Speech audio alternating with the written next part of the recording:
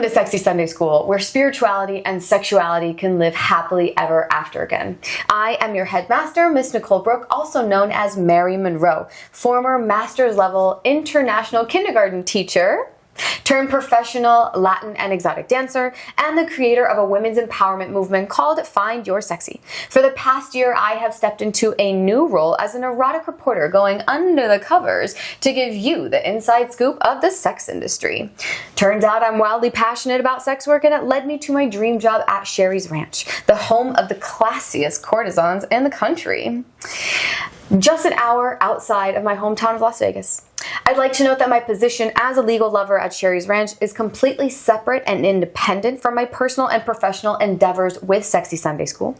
The views, perspectives, and opinions expressed on this platform do not reflect the views of the ranch.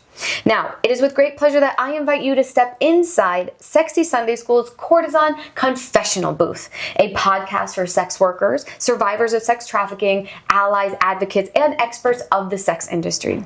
This is a sacred storytelling and educational platform created to spread awareness about the industry, advocate for sex workers, and provide a safe space for survivors of sex trafficking to heal by speaking their truth and telling their story. My intention is to do my part to manifest a sex-positive world where all of our children are safe, sex workers are accepted, respected, and integrated into society, and consensual buyers for sexual services can receive the love, joy, and healing they deserve without fear. All stories, information, and confessions today that are told are shared with full consent for the purpose of insight and education, not solicitation. We do not promote illegal activity, and nothing here is legal advice, just sexy stories and unfiltered truth and real talk about life, love, and the sex industry. Without further ado, it is with great pleasure that I invite a gorgeous and charming fellow courtesan at Sherry's Ranch into the confessional booth. Let's give a warm welcome to an absolute ray of sunshine, even on the rainiest of days, Miss Hope Diamond. Hello. What would you like to confess today? Okay, today my confession is the very first human interaction of my life where I was called a whore was by my own father at 7 years old. Around 6 or 7. Ouch. Ouch. How did that go down? Thank you for sharing. Thank you so much. Oof. It's a heavy one. Yeah. And the reaction is always that, but I think it's, pushed me through some things. It's a constant reminder. I don't know. It's made me who I am, so I don't take it as heavy anymore. But at one point in life, it was very heavy. But like, how did we even get to the point where he would call you a whore? Right. Like, walk me through it. Walk me through it. Where were you? We are at a little bar diner situation, eating some lunch. It was kind of a hot and rainy day like today. Mm-hmm. I had decided to just wear a small little tank top, kind of like this, actually. Okay. But imagine jeans, this little tank top. Jean shorts or full? Full jeans. Okay. Full jeans. Okay. I'm just sitting there enjoying my fried food with my father. And he is in the middle of eating a chicken wing, looking me up and down. And he goes, "You didn't have to dress like such a whore today." So it was emphasis on how I was dressing also. It wasn't, I hadn't yet discovered / learned quite what a whore was. But I took that comment to my mother. And I asked her very plainly, "Hey, Dad called me a whore. What does this mean?" And I can only imagine from her point of view, the world that just opened up. For me, for her, for my dad. Goosebumps, yeah. Mm-hmm. I can't even imagine being in her position and having to hear that from her own daughter. And her own husband. Like, were they together? Yes, so they were still together at that point. Are they still together? No. Okay. They are not. And I think a big part of that also had to do with my dad had a very traumatic brain injury when I was younger. Okay. So I think that led to him not having a lot of his frontal lobe, which is where like decision making is, our filter, right from wrong. Okay. So although it sucked that my dad was the first one to use that word towards me, I have lived with the fact, and I do live with the fact, that his whole brain wasn't quite there. And although not an excuse ever, I think things would have been a little different if he had his full brain. But that day, he kind of opened my world into, like, this is a word that people can use, that men can use to make me feel small. And, oh, it hurt. It really hurt in the moment. I didn't even know what the word was. You didn't 100%. even understand the full weight like of the it. full weight of the word. I had no idea. Yeah, had no idea. It's like he stabbed you and you just felt like the very first pinch, but really there's a whole big sword connected to it as well that you didn't even know. Exactly. Okay, so like, 2 questions. Yes. Did he continue calling you a whore? Yes. No! And it actually got worse where, you know, in that scenario, he was referencing to my clothing. The first time he ever saw me holding hands with a boy, I was also called a whore again. For simply loving a boy and holding his hand, he called you a whore again? Yes, outside of school, he was picking me up. Jesus. And so it did escalate, but that kind of gave me and my mom a chance to open up about my mother also being in the sex work industry and being a very open human and being amazing mom to me and letting me know that it has nothing to do with what you do, what you dress. As long as you're a good person, nobody should ever be calling you that. Okay, so when your mom and your dad were together, was your mother sex working? When they had first gotten together, yes.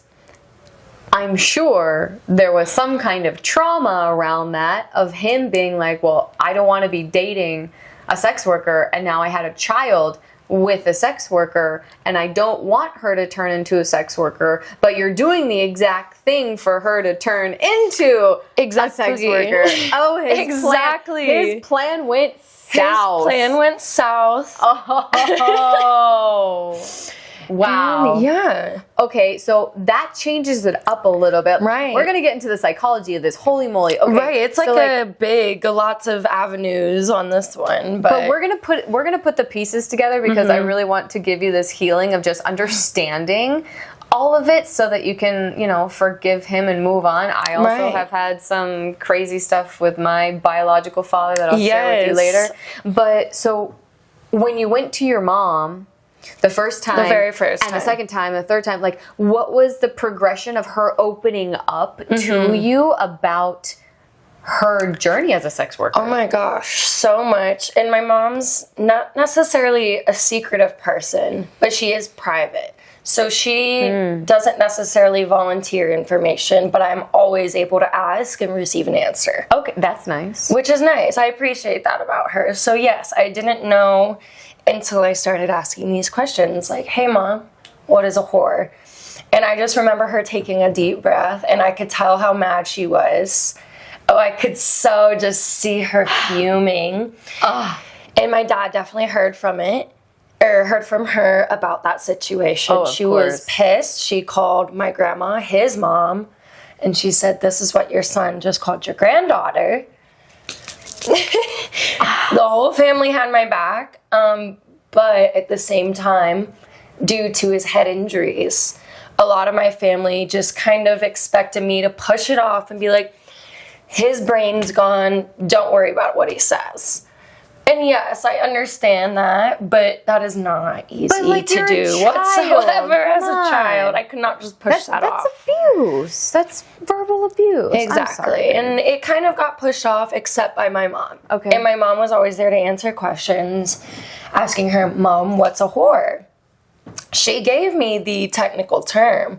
She said the technical term of a whore is a woman who sells her body or sells sex for money or for a currency or for a car, whatever, kind of put it plainly. And I said, okay, so what does that have to do with my tank top? And I just remember asking her that, and she kind of... You're smart. She just kind of chuckled to herself because she was like... Good question. Exactly. That has nothing to do with that. And I can't believe your father has now brought that into your mind? Oh, that probably brought some difficulty into the marriage. Yes. Oh, lots. Yes. But that was the very first time. And again, I wasn't necessarily asking the right questions yet to get her to open up. Yeah. And I was so young. But I will say after that is when my mom started to let me watch Law & Order SVU with her. Okay. And I feel like that plays a big part in me ending up asking a bunch of questions from watching that show with my mom sitting there. For those who don't know what the show's about.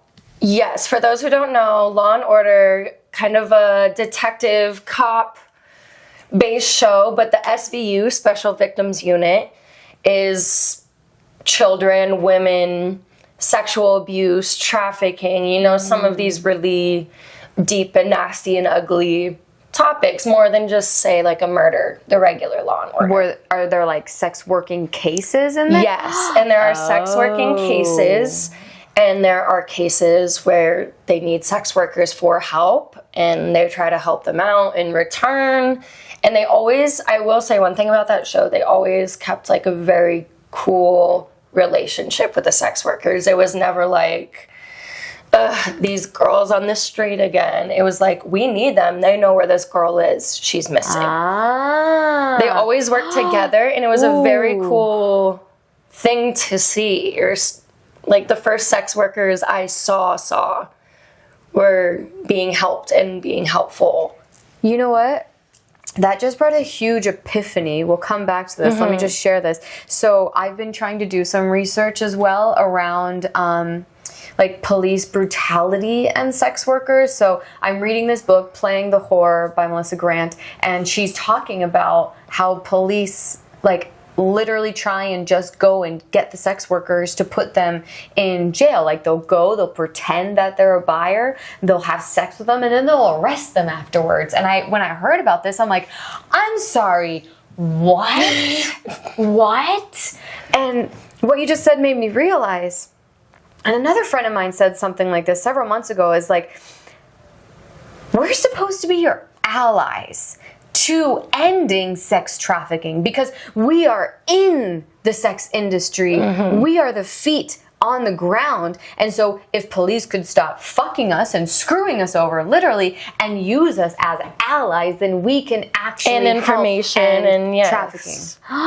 Yes, and I think that show does a really good job of like, okay, of course not every episode, like for example, there's an episode where a mother is trying to find her daughter who went missing, and police pretty much drop the case, and she ends up pretending to be a madam in like this undercover brothel for years just so she can find her daughter and talk to the girls and help them. And she's like slowly getting all the girls out of this really bad situation. And the cops end up hiring her to do some sort of work. And interesting. Yeah, I like the way they portray the sex workers in that show. Where did you grow up? Maryland. Okay, so you learned about sex working through your mother and through this television show in Maryland. Yes, in Maryland. Whereas I learned it straight here in Las Vegas. You grew up in Vegas, which is such a different... Being surrounded by it. And you know what? It also reminds me that I'm really, really happy that your mom was so direct with you and honest with you, because when I was 7 years old, I was driving in the car with my grandma and some other extended family who like have never been in my life, but like for some reason they were in the car in that pivotal moment. And we were driving around the strip and I was like, Grandma, what happens in those buildings there? And I was pointing to a strip club. She's like, well, girls dance around, they take off their clothes, and men throw money at them. And I was like, well, that sounds like that fun. sounds Sign kind me of up. awesome. Yeah. Right. And then everyone in the car was like, oh my God, no, you can't do that. And I'm like, well, why not? Well, why not though? But they didn't even really give me an answer. Just like, no, it's an unacceptable career choice.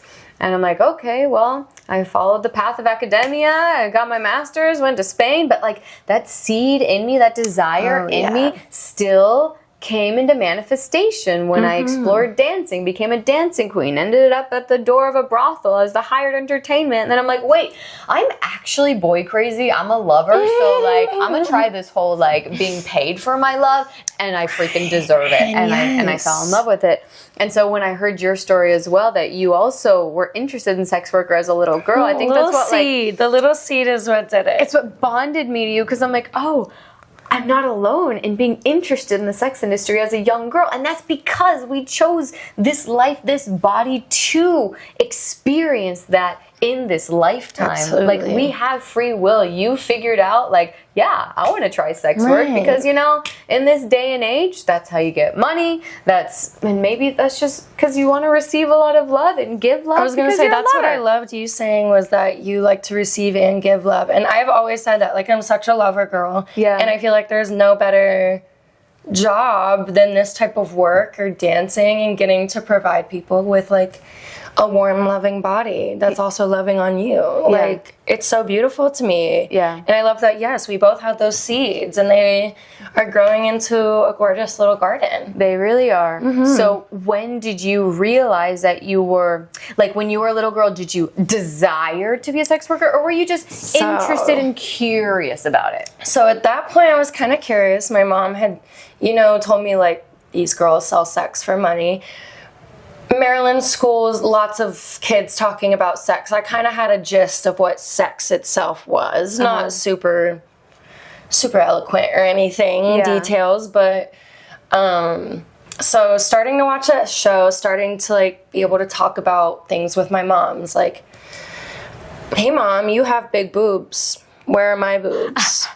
Where are these? Like, it kind of just opened a door to these stupid little silly questions that I think children should be very comfortable asking their parents or their friends, or just, like, genuine curiosity. And I kind of started thinking about, okay, women sell sex, they get money. And as we were watching Law and Order, these girls were getting in trouble, although they had a good relationship with the sex workers. Some of them did get arrested. Yeah. And so maybe flash forward a year or so, like around 8 years old, I remember, like, pausing the TV, and I was like, Mom, so, like, help me out with this. This is this girl. She's gorgeous. She has a body. It's her body. Nobody else owns it. Why is she getting in trouble for getting money for somebody being with her, however I put it? But I just remember when I started to pick that up in the show, it confused the hell out of me. I was truly sitting there, I was like, but it's her body, right? My mom was like, yes, it is. And I just remember asking her, like, why is she getting arrested? It makes no sense. And it was, again, one of those things where my mom chuckled and she goes, exactly. And I want you to know that I agree with you. And I have been in that position before. And that was the first time I got a glimpse into it, of her kind of, I don't remember her exact words. And she worded it very cutesy for sure. But she was like, I 100% agree with you. I think anybody should be able to do whatever they want with their bodies. And I think it's a beautiful thing that women can provide this. Something along those lines. And that was my first time, like, this doesn't make sense. And my mom was like, you're right, it doesn't. And that's actually really funny, because yesterday I was doing some reflection about that as well. And, like, instead of using the words prostitution, we're using the words sex working. But sometimes it's not work. I had a client yesterday who, actually, we were in the middle of recording our podcast when I got a phone call. I'll insert a little clip there. About a request that I have. I'm like, well, I'm doing my podcast though. And then I looked at Hope and she's like, go do what you gotta do. And I'm like, okay, fine. And so I meet him at the bar, and this guy had already had me in his mind, and he came straight for me. He came to the brothel specifically because I caught his eye on the website, and here we go. And it was an incredibly beautiful and healing experience. It was the kind of, like, male security energy, like a big bear where I just, like, fit inside of him, that it just felt so beautiful, and it was healing. It was so healing. And so I'm like, it's not work. And a term that I like to use instead of sex work is paid play. I love that. Paid play. Paid play. Because that's really what it is most of the time, of course. Like, every once in a while might feel like some work, but yeah, I would say more times than not. And then I came up with another word, though, because I also use this terminology: legal love. Legal love. Because we're legal lovers. However, that makes you think, legal love. Since when is love illegal? Right. Since when is making love illegal? The politicians in America and all around the world want so much control over women's bodies that they have gotten into bed with us.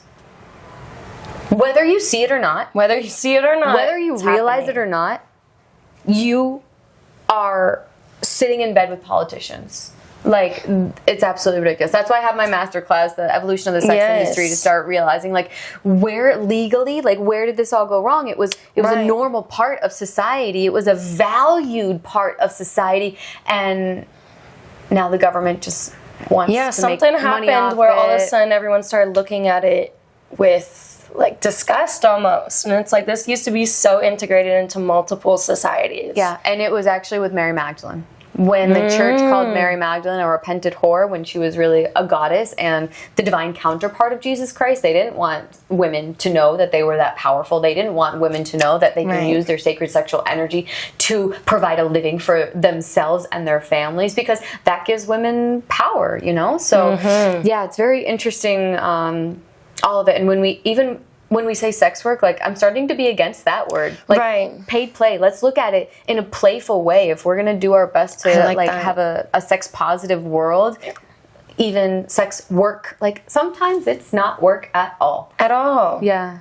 Yeah, I love paid play. I like that. And legal lovers. But legal again, love, I was just gonna say, like, how are you gonna put the legality? Legal love and illegal love. Like, it's ridiculous. Anyway, going back to your story, so you were talking with your mom, you were getting some more information about it, and like, at what point did you realize, like, I want to do this, I want to try this? Or was it like a gradual kind of unfolding? I want to say a gradual unfolding, because I don't have any specific like moment that I remember being like, I want to do this. You know, it started with these little moments with my mom asking these maybe silly, maybe very deep, maybe very smart questions for a young girl.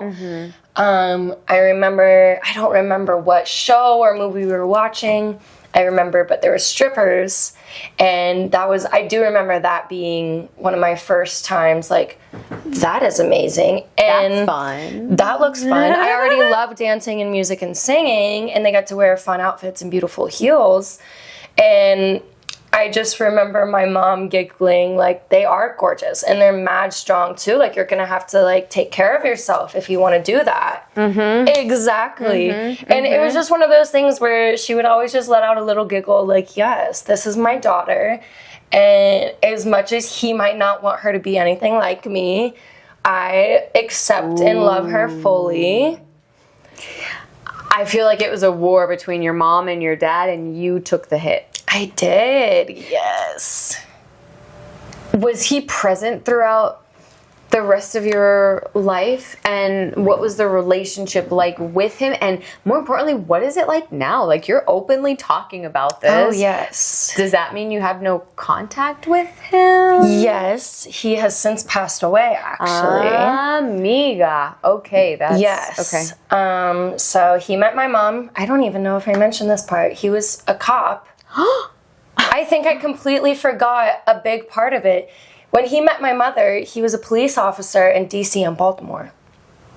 Oh, so that's even more connection to the TV shows you were watching. A whole nother level on top of it that I'm like, wait, have I not even mentioned that part yet? Okay. He was a police officer. When he had his head injury, they wouldn't let him back on the force. Okay. And he held lots of resentment against that. My grandpa was a police officer. His grandpa was an Italian police officer. His side of the family had lots of police. Okay. Did he meet your mom when he was a police officer? Yes. Was he trying to do a sting operation against her? Not a sting, but he was driving, from what I hear from family members, not my mom, it's never been confirmed. My mom always says, we just met at a party around New Year's. But I've heard that she was working and my dad was driving by. And that's how they met. But was he like gonna try and arrest her or anything? I don't think so. My dad is like, he will make friends with whoever and joke around with people, whoever. I truly think he was just driving by and thought my mom was really sexy and was saying some stupid little cat call. Great, using his police power to try and gain control over women. And some reason my mom fell for it. Okay, well, not blaming her. You're here, I was gonna say, because I'm here now. Yep. But I forget the question. What was the question? Relationship with him. Yeah. So like, how did it change and move throughout the rest after he called you a whore for the first time? Yes. So it started around there, and mind you, he was already a pretty abusive guy as far as physically and verbally. Mm-hmm. Nothing so crazy where we were like having to go to the hospital or anything, but enough that it's too much, you know. So round 7, I first hear the word whore. It only gets worse. I start holding boys' hands. I start going to parties.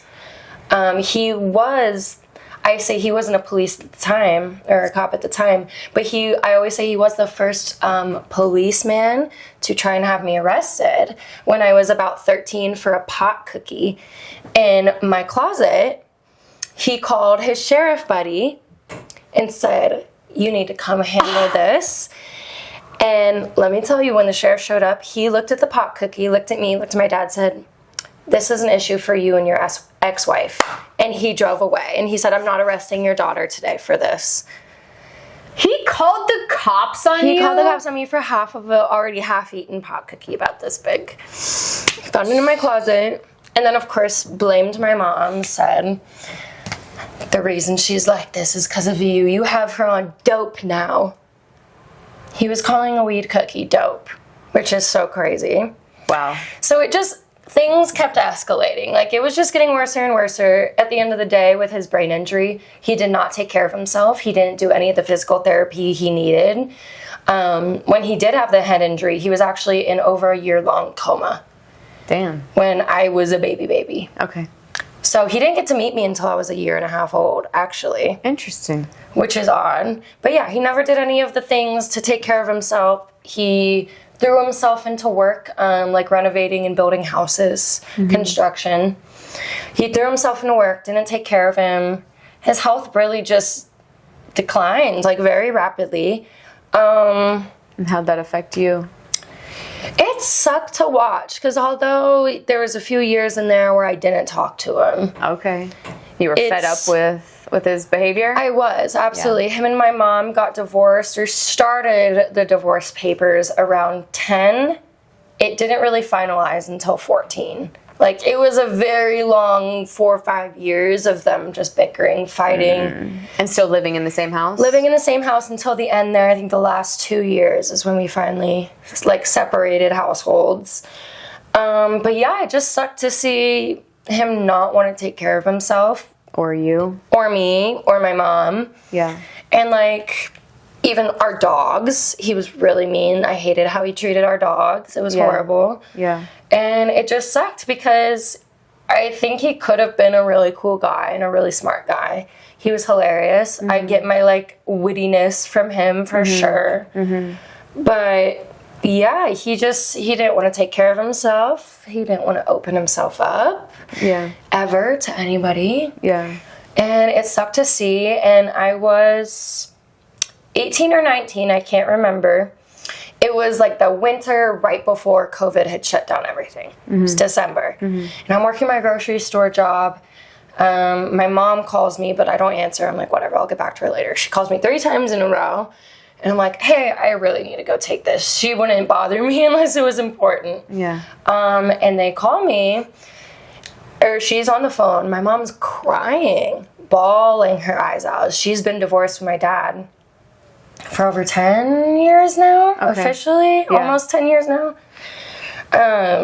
She's bawling, and she says, I don't know how to tell you this, but in about 2 to 3 minutes, your father will pass away. he was on a ventilator. He wasn't able to speak. Like they had just pulled the plug or something? Yes. Wow. And I had said the few years we had estranged before that was like, angsty kid, like, oh, I can't wait till he passes and I don't have to think about him. Like, I'm not going to be sad at all. And I completely broke down, which I never expected to do over my dad's death. Yeah. But I fell and like screamed in the middle of the street. I was outside in the little smoking area and I just started crying. And that was something I never expected to happen when he passed after all the years of bullshit. Yeah. I was like, and I almost was mad at myself. Like, why am I mad? This guy sucks. This guy called me a whore at 7 years old, called my mom a whore. And I still, to this day, don't really know why I was upset. I mean, I think it's a human response. Like, he is half of why you're here, even though you have a better relationship with your mom. He still played a part. And I'm a life coach as well, and so I know the path of forgiveness is always difficult, but when we find those reasons of figuring out, like, what can I be grateful for him? Like, when we started talking about your story yesterday, I'm like, well, I guess if he never called you a whore, then that would have never opened up the conversation for you to have with your mom so that you could follow your passion in sex work. And it was like the hard way to get there, but I think you're right. I probably wouldn't have asked my mom the questions I ended up asking her. Yeah. Okay, so then fast forward, how did you actually get into paid play? Yes. So my dad passed, ironically, about 2 months after I had just gotten into my first sex work. Right. So I was working at the grocery store, but I had just started working in the strip club. That was my very first thing. Right before he died? Right before he died. Right before he died. And yes, I joke, I'm like, oh, that's what killed him. That's what killed him, guys. Wow. But yeah, so I just started dancing, and it was very minimal at that point, like just like day shift, like a few days a week, but I was falling in love with it. I was meeting the most amazing women who were teaching me the coolest shit on stage. Cool. Just how to maneuver the club, how to be safe in the club. Yeah, oh, that's a good one. I got really good. I had a really good environment for my first few clubs. And you felt safe there? You never had a threat? Safe. Okay, cool. To this day, my favorite strip club owner is that one in Portland. So my first couple clubs were in DC and Portland. So were you like a traveling dancer? Yes, for a little bit, mostly Portland though, but when I would go visit my brother, because he lives right outside of DC, be like, I'm going to go meet up with some friends. Not that my brother would care, but I was like, I'm going to go meet up with some friends. I got to keep this a secret. And then I would go dance in DC. Yeah. He knows now. Did your mom know that you were going to dance? My mom knew. Yeah. Yes. And she supported you in that? Oh, yes. And I remember, like, I was kind of nervous to tell her, even though I had no reason to be. And she was like, okay, you're safe. You're happy. You feel good. You feel confident. Okay, why would I ever have anything to say about that? And her husband, her new husband, he chimed in. He said the exact same thing. He said, do you know how many friends I had in college that put themselves through college and then took us all out for dinner? He's like, I just want you to know, like, I know you're not asking for it, but I support you just as much as your mom does. And I appreciated the fuck out of that, especially coming from my dad. Your mom had a happy ending then. She did, and he's a really cool dude, and they support the fuck out of me. That's really cool, because my mom, before she passed away 5 years ago, she was my biggest supporter as well. And I still actually have contact with her through a psychic medium. I'm very psychic and spiritually aware, and so I have meetings with my mom still, showing that love never actually dies. Right. And she was like, Mary, if I had the body you had, I would be doing the same damn thing as you. Says. Yes. Literally, like, word for word. She's like, I'm so mad I wasn't doing it like you were at your age. She's like, what was I doing? It just goes to show, like, how women really, we support each other, and like to have, even though we both had deadbeat dads, we had incredible, strong beautiful mothers who allowed us to fully experience life in the way that we want to, that felt authentic with who we are. Absolutely. And I'm very lucky for that. And when my dad passed, and I still beat myself up about this, but my first thought before I started bawling my eyes out, and I still feel so horrible about thinking this, but my first thought was, I am so thankful this is not my mother. This is not a call about my mother. Yeah. That was my very first thought, because... But that's out of love. It's out of great love. So I kind of beat myself up about that. Don't beat yourself up about it. That's so rude and mean and... No. It's giving thanks to the universe for the incredible mother that you got to be with in this lifetime. Right. So don't feel bad about it. And like, you know what? You were kind of also thankful that he died, because it allowed you to liberate yourself even more. Like, when he passed away, did you feel more like, all right, well, now I don't have someone harping on me about sex work, so now I can actually do what I want in more freedom with less emotional turmoil? Exactly. Like, even the simple fact that no one in my family has social media, but always in the back of my head, like, if I post on my story a picture of stripper boots, is all of a sudden... Big Daddy gonna come running in here and try to steal me from the club or whatever. Yeah. And I did always have that in my mind. Yeah. And I do think it's funny now, because it was like, he would never have supported me, like, if he was still alive and knew I was doing this. He would never support me. But it's funny because I do feel his presence from time to time in a protective way. Okay, which I think is funny, and it's always in a way where it's like, I can tell you're not happy about having to protect me, but I can almost feel, when I do feel his energy of like, I'm going to protect you no matter what, even if I'm kind of disappointed. Yeah. And I do kind of appreciate that energy from wherever he's at. And I think that can also bring you to a deeper level of forgiveness, even just meditating on the whole subject, because when they die, they return to complete love and oneness, and they have to go through like a purgatory kind of like time period. Well, time doesn't really exist up there, but they go through a period where like they go through their life and they realize that. So like, he put the dots together, and I'm sure that's what it feels like, where it's like, he's like, okay, so, I'm not 100% positive I like this, but at the end of the day, I was his only child.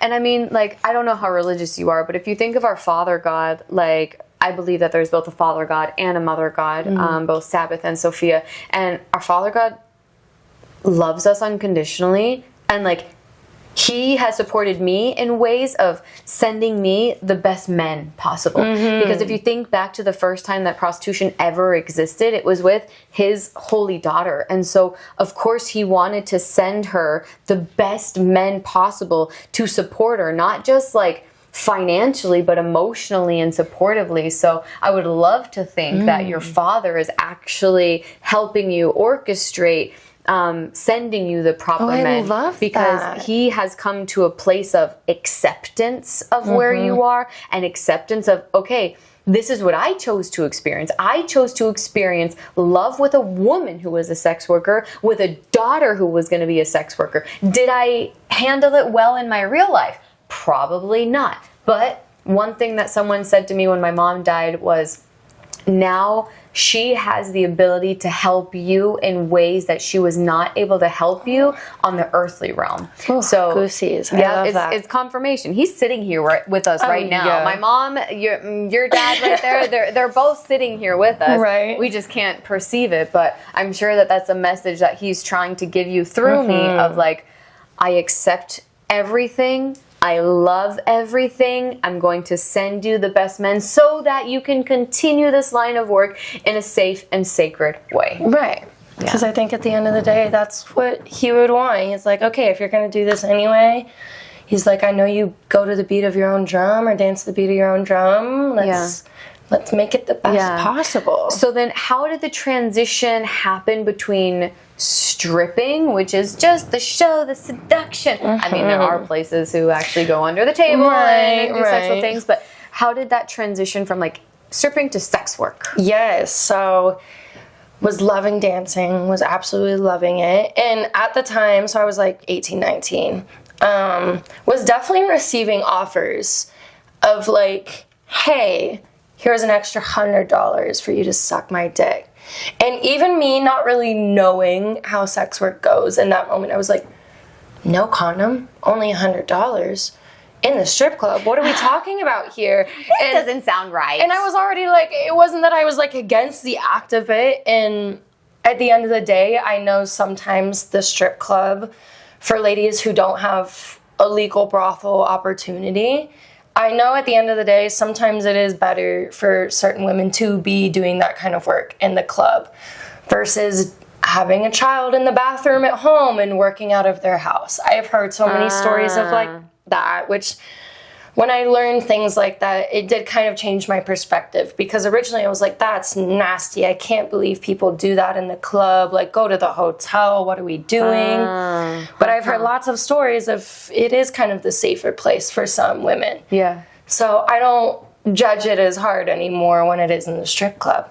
But yeah, I started receiving offers, and I started to like kind of think about it and chat with my friends like, okay, well, I do like to suck dick, but $100 in like a dirty, dingy club, that just doesn't seem right to me. Like, I don't know how I feel about that. And it kind of had me start to question, like, okay, if I did want to do this, where would I want to do it? How would I want to do it? How much would I want to do? You saw your value. Yeah. How would I feel comfortable and safe and confident? Because I'm not disliking what I'm hearing. I'm just not liking what I'm being offered. There you go. So yeah, it just kind of started with questions in the club, working with other clubs where the amount of girls I did walk in, they were doing something crazy, and I was just like, oh, I saw nothing, girl. And it just, little things like that had me just start to like, okay, if I was gonna get money for sharing my body with somebody, what would make me feel super confident and amazing? Yeah. And just started kind of questioning that. I did kind of, before I worked here at the brothel, I did try to work independently. Okay. However, I never felt safe or protected, even if the person I was meeting with was an excellent all-around sweet guy or something like that. I never felt safe. I was always worried. Like, I've always gotten tested since I was 15 and first started having sex. I've always been big on that and forcing all my boyfriends and girlfriends, like, we're getting tested together. So good. As far as working independently, I never felt comfortable. It was on and off. It was usually like regulars I had in the strip club who I known them for a while. I knew they were cool. I'd maybe been to a couple house parties that they were throwing.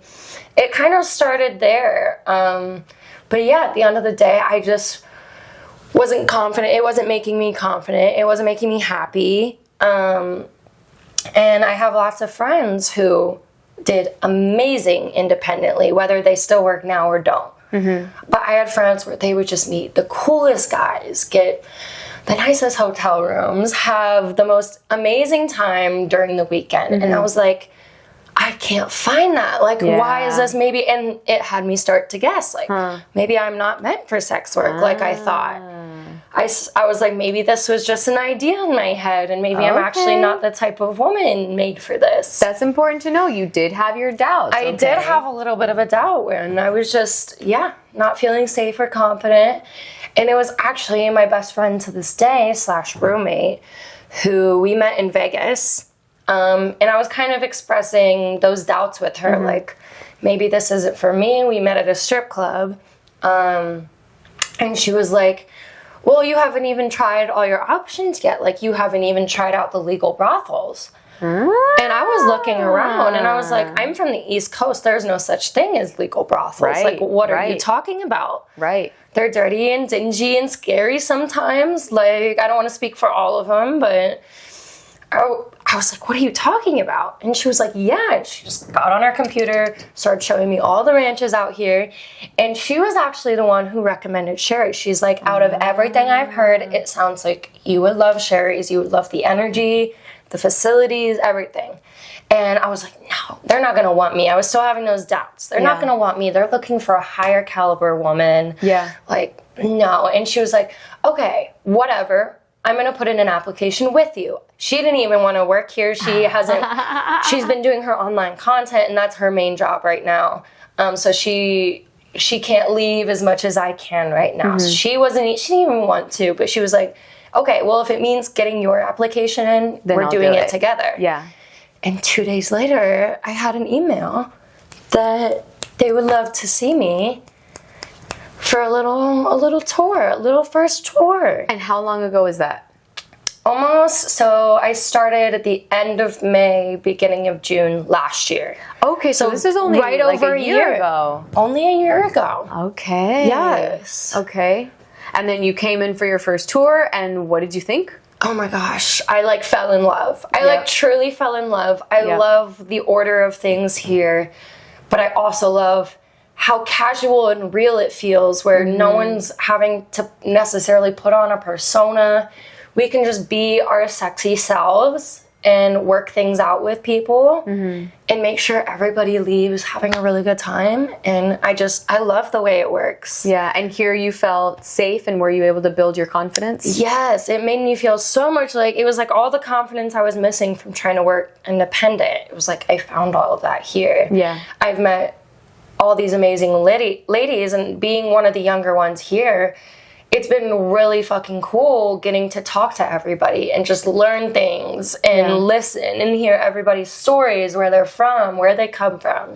And that's an amazing quality, I must say, about you and about people like us who are curious and open to learn, because I feel like that is the best way for you to go about in life, whether you're in sex working, in construction, in finances, and anything. If you have that capability of just being a sponge, not being judgmental, not being closed off, open heart, open mind, then you're going to do well, because you have that growth mindset of let me learn and let me find out what this is all about. Right. And having women here who have worked like here 5+ years, 10+ years, I'm like, I'm just in the first year. I have so much to learn. Yep. I'm so young. You and me both, so much to learn. Like, I don't think we ever stop learning, honestly. Yeah. And that's actually one of the other topics that I wanted to talk to you about, because I had to sleep with 100 men. I didn't have to, but I decided to. I slept with 100 men before I ever got to the brothel door. So by that time, I was very, very confident in bed. And I often referred to myself, I'm a sex goddess. Like, I'm a sex queen. Like, I love it. I am not ashamed of it. Everyone knows how much I love boys. Like, that's just who I am.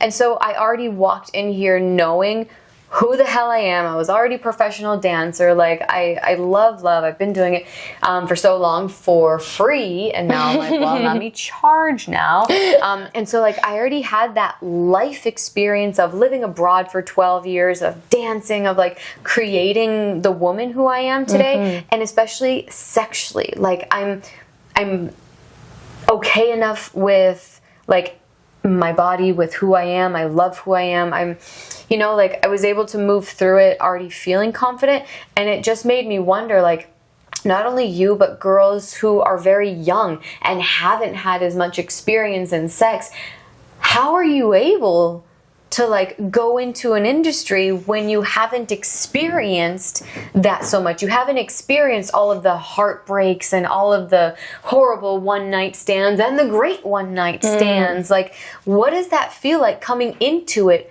so fresh? That's a really good question, because I feel like I have like almost like two answers. Because, gosh, I was not at 100. I was definitely not at 100. However, we moved around a lot. Like, not necessarily like a bunch of states, but we were just always moving houses. So I was always in new school districts and whatnot. So I was always a new girl at school. Okay. And as I got older, I thought I was just doing normal teenage things, being flirty, hooking up with people at parties. It kind of started to get around that I was like this huge slut.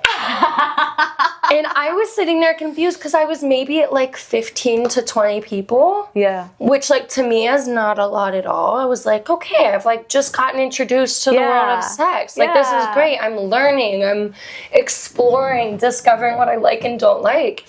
And again, I don't know if I just had completely different views on sex with my mom and her putting that confidence or instilling that confidence in me. But I just remember laughing when I started hearing that from like whispers in the hallway of like, she's a huge slut. I was like, me? What? What'd you just call me? With 15 to 20 people. And I just remember thinking it was so funny because I was like, okay, well, even if I am a huge slut, like, I don't care. I love what I'm doing and who I'm exploring with. Yeah. And yeah, but I didn't have, like, you're right, I didn't have a lot of experience necessarily sexually, like, getting into this industry. But on the other hand, I had people trying to convince me that I was, like, the most experienced. And always in my head, I was like, no, I have a lot more bodies to explore. Yeah. I have a lot more people to explore, connections. Yeah.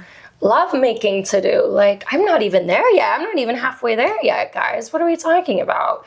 And I think it's really cool to be able to learn and kind of discover more about myself here. It is a huge place of self-discovery. It is. And so much. Like, when people come in and maybe there's a type of party I've never done before. And it's like, oh, I wouldn't have even thought about that until this gentleman came in.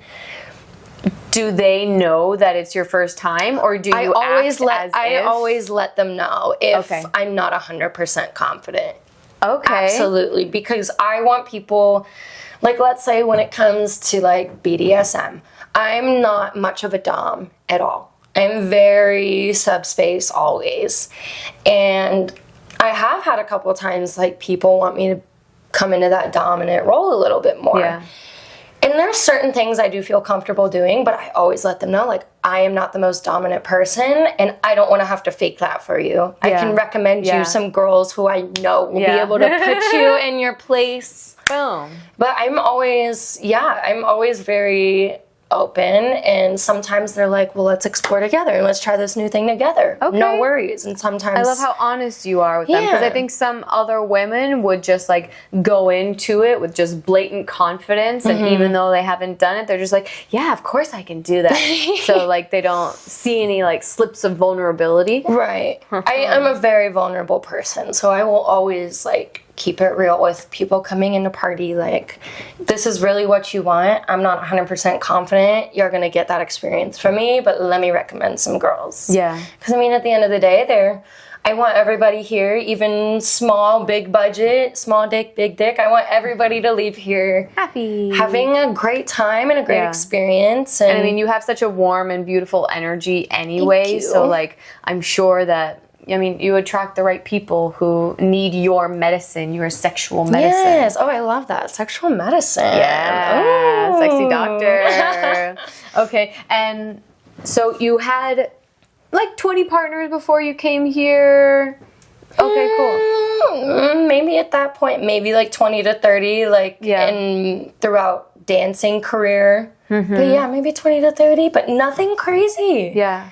But everybody in my life was trying to make me feel like that was a crazy, scandalous number. Yeah. And oh my God, tell me about when you lost your virginity. Oh my gosh. I feel like we all have embarrassing stories for this. No, mine was so beautiful and perfect. What? Oh, yes. I'm so jealous. Mine was just so like, not horrible. And I'm very lucky. I really did not have like a horrible experience. I was comfortable with the person.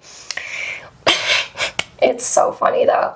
Okay, we went to lots of parties. How old are you? 15. Oh, I was too. Really? I was like on the cusp of my 16th birthday. Yes, it was like a few months before my 16th. I was like, we gotta do this, bro. And nobody pressured me or anything like that. We were at a house party. This guy that I had been talking to, which, so gross. He was a super senior. Okay. It was his second year being a senior. So he was 19, I was 15. Meaning he failed the first time that he tried to be a senior? Yes, meaning that. Great decision, babe.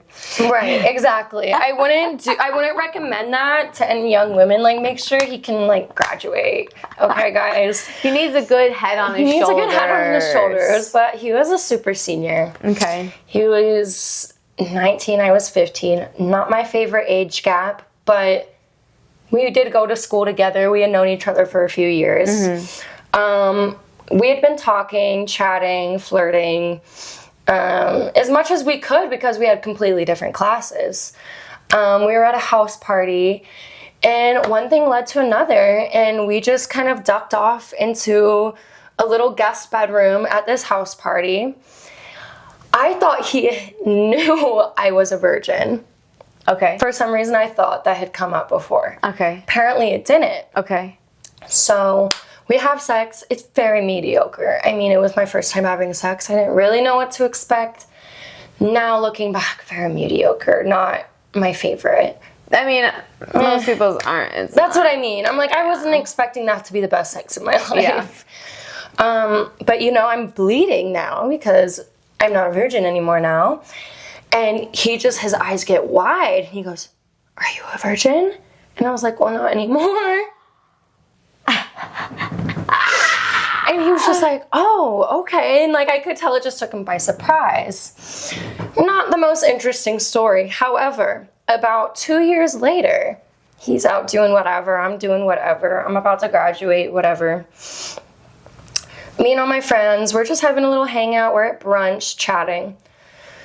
We realize that this man not only took my virginity, he had taken 2 of my best friends and 2 other girls that were in the group. I wasn't necessarily besties with them, but we were all chatting, hanging out at a dinner or a brunch or somewhere with food, and we started piecing things together, and we realized he had pretty much taken my entire friend group's virginity. I don't know if it was on purpose. I don't know if it was the wildest coincidence. I don't know how that happened, but we still joke about it to this day. When we check up with each other, we all live somewhere different, but we'll joke about it till this day. It's funny. Oh my gosh. And yeah, okay. Well, I'm sorry you did not have the best experience. That's very interesting. That's very interesting. It's not the worst I've ever heard. Yeah. It's just very bleh. You know who took my virginity? A Mormon boy. Gasp! No way! Gasp! I know. I know. How did that even? I was so head over heels in love with him. This was like my first big in Vegas obsessive love in Vegas. Okay. He was from a town outside of Las Vegas, and we met like a movie at an outdoor concert at Desert Breeze Park, and it was just like we saw each other, and it was just like so sweet. And I think there was some like debacle where like his phone broke and he couldn't find my phone number, and I was waiting for days and days and days for like to hear from him. And finally he called my house phone because, you know, back then we don't have cell phones. I was like 15 years old. And my mom was like, "There's a boy here calling for you." And I was like, "Oh my God, is it him?" The butterflies. And I talked to him and I was like, "Oh my God, I thought you weren't going to call me." He's like, "I thought I wasn't going to call you either because I thought like I almost lost your number, but then I was able to recuperate it." I was like, "Oh my God, it was so sweet. It was so sweet. And he came to visit me in Las Vegas over time. So we're like the first real like love relationship I had was long distance. So like I went over there like to meet him at a fair, but he mainly came here. And I remember his mom was working, and like that morning I put on the black lace panties, and I knew my virginity was going to be taken that day. I knew it. I knew I was going to have sex that day. And I went over to his mom's house. We had the house to ourselves, and like we both knew it was going to happen. Yeah. And it was like, I can't even think of like exactly how it went. I remember there was an issue with the condom as well. We thought that it might have slipped off. I was scared that his like penis was too close and the semen was going to go in. But we were like looking up online, like, should I put a tampon in there to like soak up any of the semen that might have gotten up there? And it was funny. It was beautiful. And then we had like a nice stroll in the park afterwards, and hand by hand. And yeah, I was in love with him for like 3 years. But he definitely had to repent for having sex with me for I was gonna say, how does that before he could go on his Mormon mission in New York City. But yeah, goodness. I know he still follows me on Instagram. I know you're still looking at me. I appreciate you. That's a great story. I feel like I never hear like horrible stories, but I never get to hear just like a really sweet story like that. I love. Wait, so when you found out, like when your dad called you a whore and you talked to your mom about what it meant, did she then go into the birds and the bees talk with you? Like, did she tell you what sex was in that moment?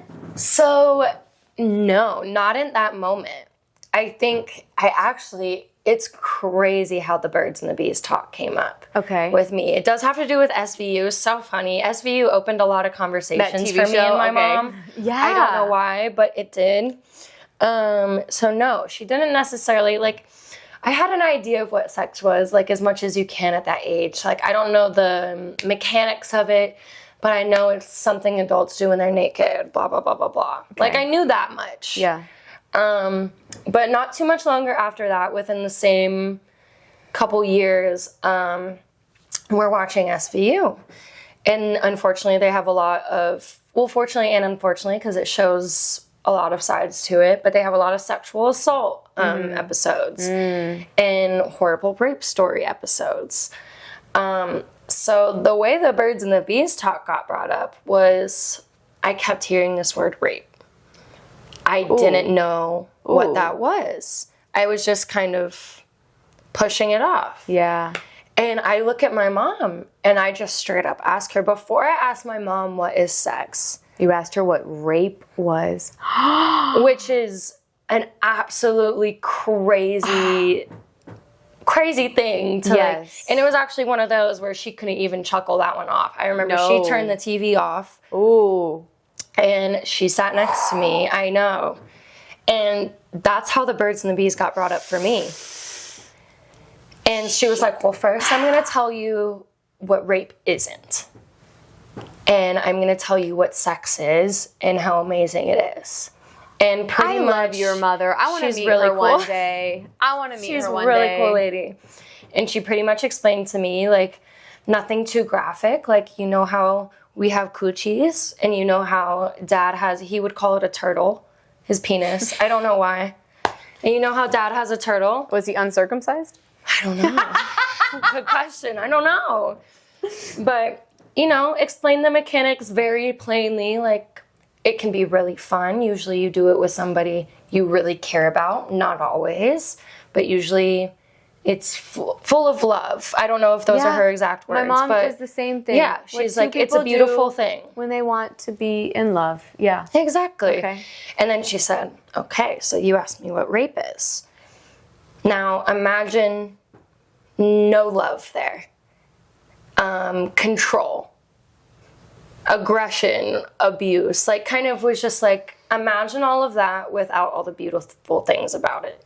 And it can happen. And I think it was very cool of her. She taught me from a young age that it can happen to men and women. And I think a lot of people didn't get that.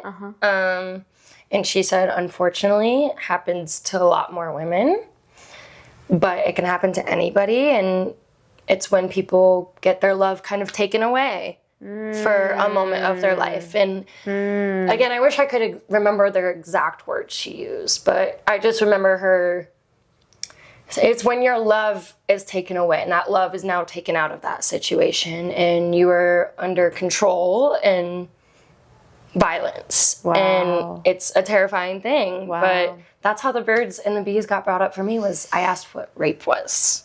You have such a fascinating story, and the way that you have learned about sex and sex work, like, I admire your mother so much. Like, she was able to give you the full dichotomy of, this is what sex can be, and this is what sex sometimes can be. And I think that's where people get sex work a little bit confused as well, because they think that sex work or paid play and sex trafficking and sex slavery are the same, but they're not. There is consensual loving sex, and there's sexual abuse and rape. So wow, you were really exposed to even the dark side of this from a young age. Right, and I can't even imagine being my mom and like hearing a child that young ask you something so dark. Yeah. But I really think, again, whenever I asked her anything, she always just kind of took a moment, took a breath, and then just very calmly and without like any bias towards anything, just kind of told me what things were. And I really love that from her. And you know what? That is what sets forward our views of sex, not only our views of sex, but like how we interact with sex for the rest of our life. Like my mom taught me at that age as well that there is nothing wrong about having sex with someone if there is love. When there is love and you do this, then there's nothing sinful about that. And so I didn't grow up with religion. I only was very spiritual. And so luckily I wasn't one of the ones who had that religious dogma of like, sex is a sin. Like that's why I was able to be so sexually liberated. That's why you were able to be so sexually liberated. To prepare us for our higher life purpose of being sacred seductresses, of being paid players. And when you think about sex industry being a game, that's why paid players, like paid play, the terminology goes along really well. It goes everywhere. So yeah, that's really, you're lucky in a lot of ways that like, yeah, your dad was not very nice and not fully there, but he opened you up to your life path, and then he was able to retract himself so you can fully bloom without him holding you down. Yes. Which I think is amazing. And as we wrap up this session here, like a couple last questions, like what would you tell either the younger version of you or other young women, or even like the little 7-year-old girls that we were, like what would you tell them when they ask you about sex work? Or I don't want to talk about advice because, you know, we're not giving advice here, but what kind of guidance would you give them if they were feeling the call to sex work? I would definitely want to take after my mom, and, you know, whatever question I'm presented with, I want to unbiasedly, you know, not like trying to recommend sex work or anything like that, because I think that's a journey for everyone to find out themselves, not necessarily, like that's one thing, my mom never recommended it. It was never like, you would do really good at this. You were just exposed and you allowed yourself to explore your curiosity. Exactly. And so I would very much want to take after my mom and, you know, whatever question I'm presented with, try to give an unbiased answer. And especially if it's a little girl or little me, I would want her to know that men are going to say some of the craziest things in the world to you. But you can always, always, always find really good, strong community with the other women in your life. And I think I've met so many different women from all different kinds of backgrounds, all different places, all different types of work. And I think that, and that's not to say I meet some of the most amazing guys here. Like you said, I feel like I am being brought some of the sweetest people, and we get to really connect. Yeah. But find community in other women who share similar interests. But I find it so interesting. I have dealt with jealousy throughout my entire life. Like, not me being jealous, but people being jealous of me. And my mom has told me that since I was a little girl. Like, there are going to be women who are jealous of you. Yes. Have you dealt with any of that? Because you're gorgeous, you're smart, like, you have a good head on your shoulders. Like, have you had to deal with that? I think I have, but I think I've been very blessed with really good discernment in life. And it doesn't seem like, even if nothing happens, no fight happens, no like obvious jealousy happens, I truly think like the people who are not meant to be in my life always somehow make their exit without me having to do anything. And I've always been very lucky for that. And my girls, who I love and respect and look up to and love getting advice from, they seem to stick around. And it does happen, and there's been crazy scenarios where, like, at the strip club, a girl will try to fight me simply because I talk to her regular or something like that. You know, something that really does not matter. But I always had a really good community of girls who were like, we have your back. Like, no, you're not doing anything wrong. You're being you and you're doing your job. Like, what a blessing. I've been very lucky in that friend department. Like, my best friend, and like, she's had really women bad in general. Like, you have really good, like, with your mom and with other women as well. I have very good connections with women, and I have a lot of friends who don't, or who grew up maybe having really bad friendship breakups, and I don't know. I think I've just been very blessed with good community and other women I work with and I'm around. And I would always advise that's very important to young girls. Like, make sure you you're going to have to deal with some girls, you know, we all do. You're going to have to deal with some guys, whatever. But I think it's very important, especially if it's like little me and I know she wants to go into sex work. Like, hold on to those women in your life. They kind of change beautiful. That's a really beautiful message and a perspective that I really enjoy you sharing.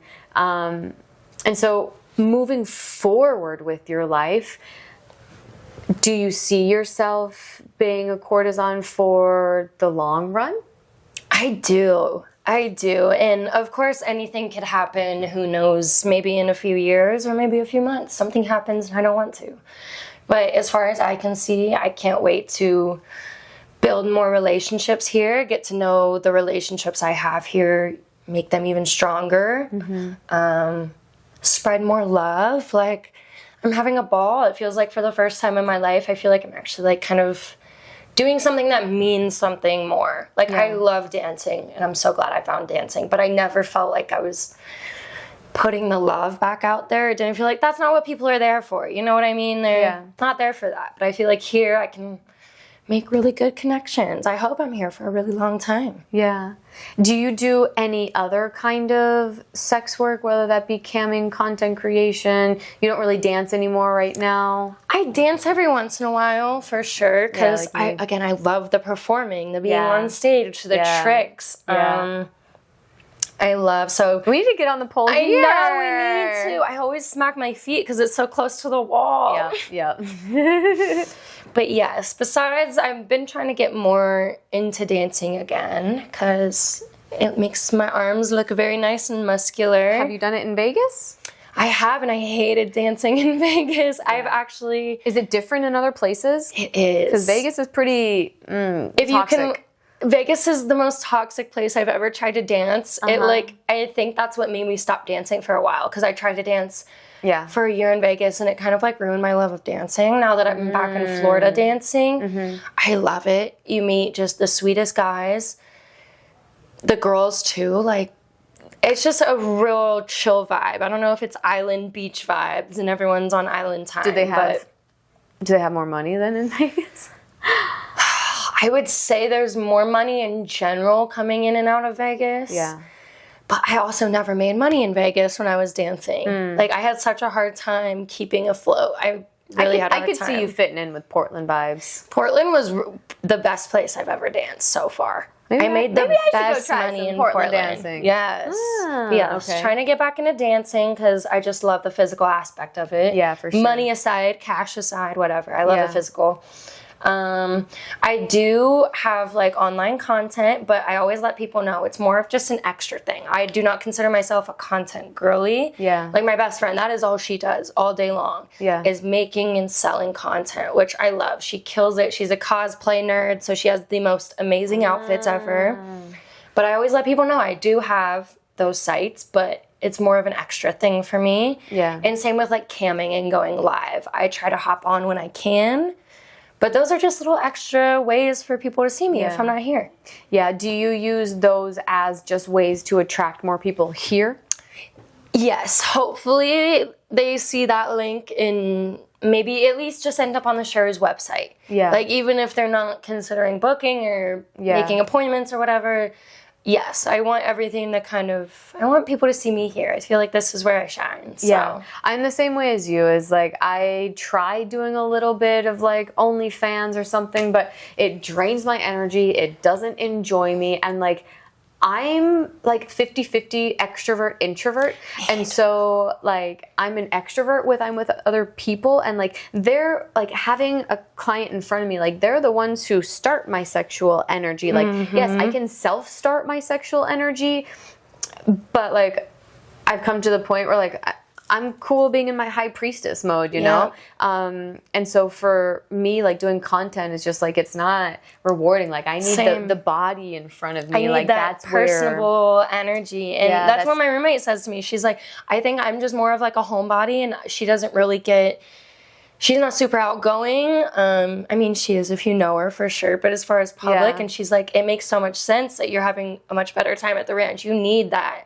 one-on-one or multiple energy. Because like that's what sex really is. It's something that you do in person, physically with someone. I just did a podcast episode about the porn industry and like how it's just so different than this kind of experience. And this is what I've never experienced the porn industry. I have lots of friends, but it seems much different. I wouldn't even know where to start. I don't know much about it. I'll have to watch your episode. Yeah, it's with another lady here with Addison James. Yeah, so, perfect. You can watch that one. And moving forward, like on a global level, like how would you envision a sex positive world and a sexy and a sex working positive world? Do you think it's possible? Like, of course it's possible, but what would you envision? What would that look like? And what do you think are the steps that we need to take to move closer to that goal? That's a great question. I think, not to bring it back to my mom again, but I always loved the way, she gave advice and just gave information. And I think, and she always encouraged me to ask questions, which I know a lot of people probably didn't receive from their parents, and they were kind of met with like, why are you asking questions? Why are you saying why? I think if people in the world let stupid questions be asked, because I hate when people are like, stupid question. It's a valid question. It's all, if you don't know, you don't know. Yeah. And it should never be deemed as stupid or like any of that. So I think allowing people to ask questions, no matter how little or big, without fear of judgment, I think that is really helpful, or at least it was very helpful with me learning about sex and kind of coming into that world. And like how my mom, every time I asked a question, it was just met with an unbiased, here's the answer. And then letting me kind of sit with that, soak with that, and not giving me her opinion until I form one. Yeah. Letting people discover. I think we're in a weird time right now where people are afraid of looking stupid more than ever. People maybe aren't afraid of learning, but don't know where or how about to go learning about things. A little bit lazy, A little bit lazy. And like life is all about asking questions and asking those questions to 10 different people and getting 10 different answers. Yeah. I definitely think humans would benefit by stopping the judgment and by starting to be more curious and open. Absolutely. Like our world is We've gotten very right now. judgy, and I mean, there's always been judgment, of course, but it feels like even with like social medias, like people are afraid to post this, that, the third. I can't put that caption because that's embarrassing. Like we need to have if you fear looking stupid, you're never going to live your life. I think that's like the whole part of life is like, no one's ever learned by looking smart. Like it's when we fuck up and have mistakes and shit. It helps us grow. It helps us grow. And I think, there just needs to be more conversation instead of tweets, like between communities. Like I think we're also learning or losing community just in general with people. It's all online now. We were never supposed to see and talk to this many people online. We should be making like half those connections in person. I just got a vision right now of like our planet as it is, as a physical planet. And then my guy just gave me a vision of like a smaller, like holographic world, which is social media world. And so many of us are living up here in this false reality, trying to do everything here, and we're not actually, like, that's not going to move the world. No. What we need is to come back into community. Yes. Like, say no to the distraction of the social media and the false illusion of social media, and just like living in that world of ego and followers, and come back into person-to-person contact. And that's why, I don't know about you, but I would love to see prostitution, sex working, legal love, paid play, legal in the United States of America, just like it is in so many countries around the world, so that other women can experience the beauty that we experience here at Sherry's. Yes. And that allows us to do as courtesans. Is that something that you feel like would be beneficial as well? Yes, absolutely. Like, and being here, how you were talking about you love the in-person, and I do as well. Like, that is just so important to me. And I kind of love how, yes, we all have our Sherry's Twitters, and Sherry's has a Twitter. But I kind of love that we're not super huge on the socials, because it makes people actually come in here to build those connections. And although I do think we would see some really cool and amazing results from legalizing sex work out here, I do wonder how that would change the ranch. As somebody who hasn't even been here that long, I feel like we'd always be the leaders. Yeah. People would be looking at us at Sherry's to figure out, okay, well, because this is a classy establishment, you know? Like, it's not, I know that they have the whole ranch theme all over with brothels around, and some are pretty darn sketchy, but like, this is the closest to like heaven on earth. Truly. A house of pleasure, as they used to call it, the priestesses of pleasure.